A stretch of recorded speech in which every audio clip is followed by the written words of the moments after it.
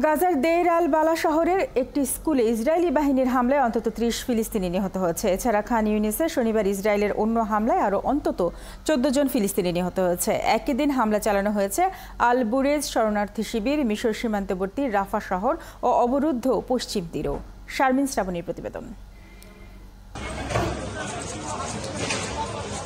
যে স্কুল এক সময় মুখরিত থাকত শিশুদের কলকাকুলিতে, সেখানেই আজ শোকের নিস্তব্ধতা।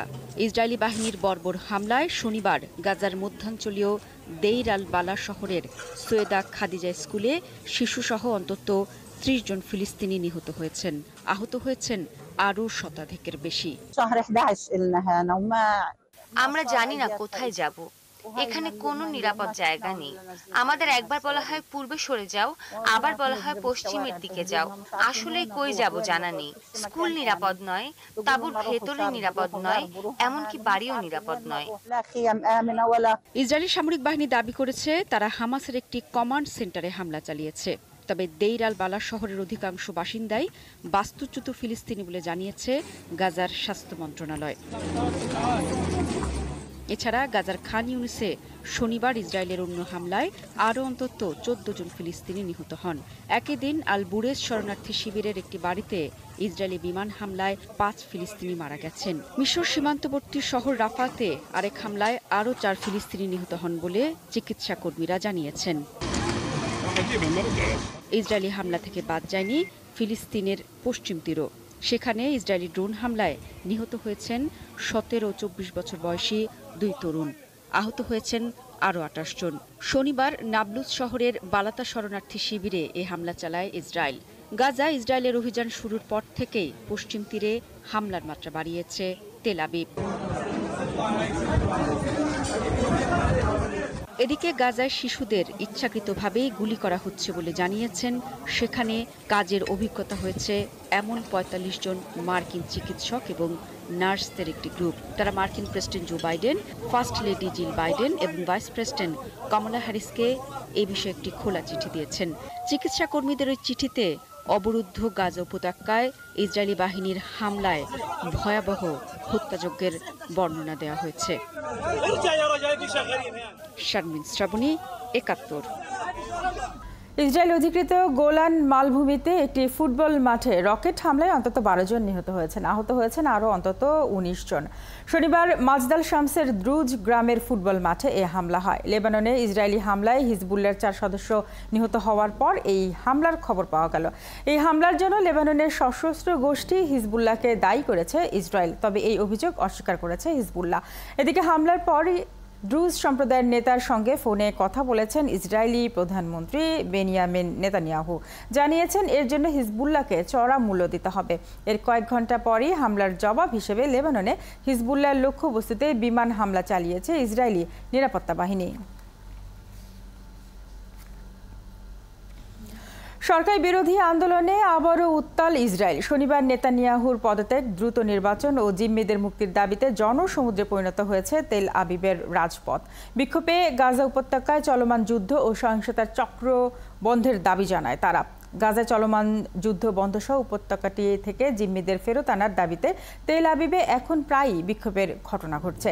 এসব বিক্ষোভে কখনো জিম্মিদের স্বজনরা অংশ নিচ্ছেন, আবার কখনো সরকার বিরোধী ইসরায়েলিরা অংশ নিচ্ছেন। তবে তেল আবিবে বিক্ষোভকারী এই পক্ষগুলো রাজনৈতিকভাবে বিভক্ত থাকলেও গাজায় অবিলম্বে যুদ্ধবিরতির ব্যাপারে তারা একমত।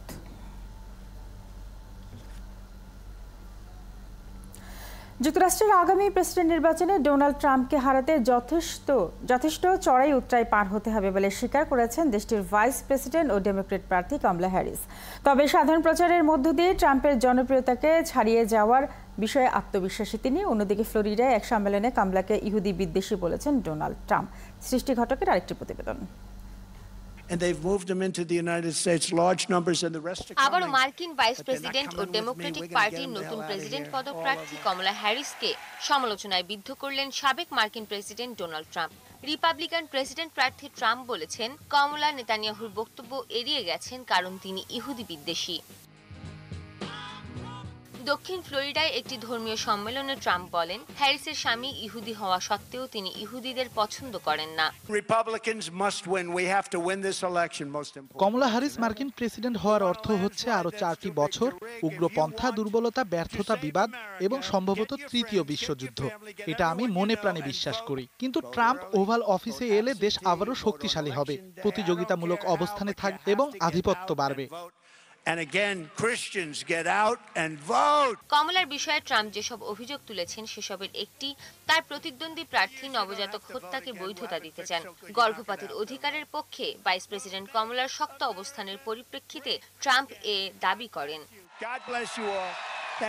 একই দিন কমলা হ্যারিস বক্তব্য দেন ম্যাসাচুসেটসে নির্বাচনী তহবিল জোগাড়ের অনুষ্ঠানে। এ সময় হ্যারিস বলেন, তিনি সাদামাটা প্রচার দিয়েই তার প্রতিদ্বন্দ্বী রিপাবলিকান প্রার্থীর হঠকারী মিথ্যা কাটিয়ে উঠতে সক্ষম হবেন। আমার কর্মকাণ্ড সম্পর্কে ডোনাল্ড ট্রাম্প কিছু বেপরোয়া মিথ্যার আশ্রয় নিচ্ছেন। তিনিও তার রানিং মেট যা বলছেন বলুন, এগুলো শুধুই অপপ্রচার। এ সময় ক্যালিফোর্নিয়ার সাবেক অ্যাটর্নি জেনারেল কমলা হ্যারিস তার সঙ্গে বিতর্কের মঞ্চে আসতে ট্রাম্পের প্রতি আবারও চ্যালেঞ্জ জানিয়েছেন। সৃষ্টি ঘটক, ৭১। ভারতের দিল্লিতে একটি কোচিং সেন্টারের বেসমেন্টে পানিতে আটকে ৩ শিক্ষার্থীর মৃত্যু হয়েছে। রবিবার ভারতীয় সংবাদ মাধ্যমের এক প্রতিবেদনে এই তথ্য জানানো হয়েছে। শনিবার পশ্চিম দিল্লির এই কোচিং সেন্টারটিতে শিক্ষার্থীরা ৪ ঘন্টারও বেশি সময় আটকে ছিলেন। দিল্লি ফায়ার সার্ভিসের কর্মকর্তারা জানিয়েছেন, উদ্ধার অভিযান শুরু হওয়ার কয়েক ঘন্টা পর 2 ছাত্রীর মরদেহ উদ্ধার করা হয়। পরে মধ্যরাতে এক ছাত্রীর মরদেহ উদ্ধার করা হয়। পুলিশ জানিয়েছে, ঘটনার দিন এই বেসমেন্টে 33 জন শিক্ষার্থী ছিল। তাদের মধ্যে 30 জন বেরিয়ে যেতে পারলেও এই 3 জন আর বের হতে পারেননি। ভারত নিয়ন্ত্রিত জম্মু কাশ্মীরে বন্দুকযুদ্ধে এক ভারতীয় সেনা ও এক পাকিস্তানি অনুপ্রবেশকারী নিহত হয়েছেন। ভারতীয় সেনাবাহিনী এক বিবৃতিতে এ তথ্য জানিয়েছে। বিবৃতিতে বলা হয়, 2-3 জনের একটি দল শনিবার পাকিস্তান থেকে ভারতের সীমানায় প্রবেশ করে। তারা কুপওয়ারা জেলায় ভারতীয় সেনাদের একটি চৌকিতে বেশ কাছ থেকে গুলি ছোড়ে। এতে আহত এক সেনা চিকিৎসাধীন অবস্থায় মারা যান। আহত আরেক সেনার অবস্থা এখন স্থিতিশীল। ভারতের সেনাবাহিনী জানিয়েছে, সেনাদের গুলিতে এক পাকিস্তানি অনুপ্রবেশকারীও নিহত হয়েছেন। অস্ত্র ও গোলাবারুদ উদ্ধার করারও দাবি করা হয়েছে। জঙ্গি হামলায় কাশ্মীরে চলতি মাসে এ নিয়ে 11 ভারতীয় সেনার মৃত্যু হলো।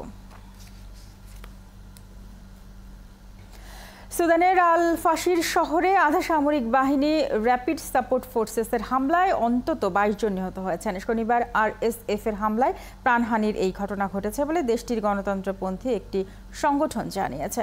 সামাজিক যোগাযোগ মাধ্যম ফেসবুকে দেওয়া এক পোস্টে গণতন্ত্রপন্থী সংগঠন আল ফাশির রেসিস্ট্যান্ট কমিটি বলেছে, আরএসএফ এর সৈন্যরা সেখানকার স্থানীয় মার্কেট, হাসপাতাল এবং আবাসিক ভবনগুলোতে আর্টিলারি শেল নিক্ষেপ করেছে। এছাড়া একটি হাসপাতালকে লক্ষ্যবস্তু বানিয়ে ড্রোন ছাড়া হয়েছে। বেসামরিক স্থাপনা ও হাসপাতালে হামলার বিষয়ে তাৎক্ষণিকভাবে আরএসএফ এর পক্ষ থেকেও কোনো মন্তব্য পাওয়া যায়নি। যদিও অতীতে এ ধরনের বেসামরিক স্থাপনায় হামলার অভিযোগ অস্বীকার করেছে দেশটির এই আধা সামরিক বাহিনী। ইউক্রেনের পূর্বাঞ্চলীয় দনেৎস্ক অঞ্চলের একটি নতুন শহর দখল করেছে রাশিয়ার সামরিক বাহিনী। শনিবার মার্কিন সাময়িকী নিউজউইকের এক প্রতিবেদনে এ তথ্য জানানো হয়েছে। প্রতিবেদনে বলা হয়েছে, রুশ সেনারা ভোপচে দখল করে নিয়েছে। এছাড়া আরও কয়েকটি গ্রামের দিকে অগ্রসর হচ্ছেন তারা। এদিকে যুক্তরাষ্ট্রভিত্তিক institute for the study of war ISW বলেছে, রুশ বাহিনী যুদ্ধের সম্মুখভাগ জুড়ে চাপ সৃষ্টি করার চেষ্টা করছে যাতে ইউক্রেনের অগ্রযাত্রা রোধ করা যায়। এদিকে কৌশলগত শহর পোকরোভস্ক দখলের প্রচেষ্টার মধ্যে রাশিয়া দনেৎস্ক অঞ্চলের 3টি এলাকায় তাদের অভিযান জোরদার করেছে। ভয়াবহ দাবানল ছড়িয়ে পড়েছে যুক্তরাষ্ট্রের উত্তর ক্যালিফোর্নিয়ায়। এতে প্রতি ঘন্টায় 20 বর্গ কিলোমিটার এলাকা পুড়ে ছাই হয়ে যাচ্ছে। শনিবার রাজ্যের ফায়ার এজেন্সি ক্যাল ফায়ার জানিয়েছে, প্রায় 2500 দমকল কর্মী আগুন নিয়ন্ত্রণে কাজ করছে, কিন্তু এখন পর্যন্ত 0% নিয়ন্ত্রণে আনতে পারেনি। বুধবার পার্কে ঘটা এক অগ্নিসংযোগের ঘটনা থেকেই এই দাবানলের সূত্রপাত বলে ধারণা করা হচ্ছে। আগুন লাগানোর সন্দেহে বৃহস্পতিবার 42 বছর বয়সী এক ব্যক্তিকে গ্রেপ্তার করা হয়। দাবানলে চিকোর উত্তর পূর্বে 3,48,000 একরেরও বেশি জমি পুড়ে গেছে। চলতি বছরে এটি এখনো পর্যন্ত এই রাজ্যের সবচেয়ে বড় দাবানলের ঘটনা।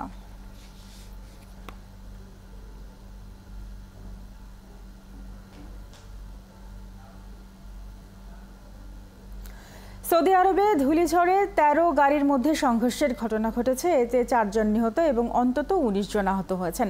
সংঘর্ষের ঘটনা ঘটে রিয়াদের আল রায়ান এবং আসির প্রদেশের বিসাকের সংযুক্তকারী একটি সড়কে। সৌদির সড়ক নিরাপত্তা বাহিনী জানিয়েছে, ধূলিঝড়ের কারণে আল রায়ান সড়কে ১৩টি গাড়ি দুর্ঘটনার কবলে পড়েছিল। এই দুর্ঘটনায় ৪ জন নিহত এবং বেশ কয়েকজন আহত হয়েছেন। আহতদের মধ্যে কয়েকজনের হাত পা ভেঙে যাওয়া, অভ্যন্তরীণ রক্তপাত হয়েছে। বাকিরা অল্প আঘাত পেয়েছেন। ভয়াবহ এই দুর্ঘটনায় আহত ব্যক্তিদের প্রথমে রেড ক্রিসেন্টের মাধ্যমে আল রায়ান জেনারেল হাসপাতালে নিয়ে যাওয়া হয়। এর মধ্যে ৭ জনকে এই হাসপাতালে চিকিৎসা দেওয়া হচ্ছে, ৪ জনকে অন্য হাসপাতালে নিয়ে যাওয়া হয়েছে। চীনের মধ্যাঞ্চলের একটি প্রধান শহরে পথচারীদের উপর একটি গাড়ির আচমকা ধাক্কায় অন্তত ৮ জন নিহত হয়েছেন। এই ঘটনায় আহত হয়েছেন আরও ৫ জন। শনিবার স্থানীয় সময় ভোরের দিকে এই দুর্ঘটনা ঘটেছে বলে দেশটির কর্তৃপক্ষ জানিয়েছে। তবে চালক ইচ্ছাকৃতভাবে পথচারীদের উপর গাড়ি চালিয়ে দিয়েছেন কিনা সে বিষয়ে জানা যায়নি। পুলিশ জানিয়েছে, হুনান প্রদেশের রাজধানী চাংশায় এই দুর্ঘটনা ঘটেছে। ঘটনার দিন আচমকা একটি মোটর গাড়ি পথচারীদের ধাক্কা দিয়েছে। তারা আরও জানিয়েছে, এই ঘটনায় আহতদের মধ্যে কয়েকজনকে উদ্ধার করে হাসপাতালে ভর্তি করা হয়েছে।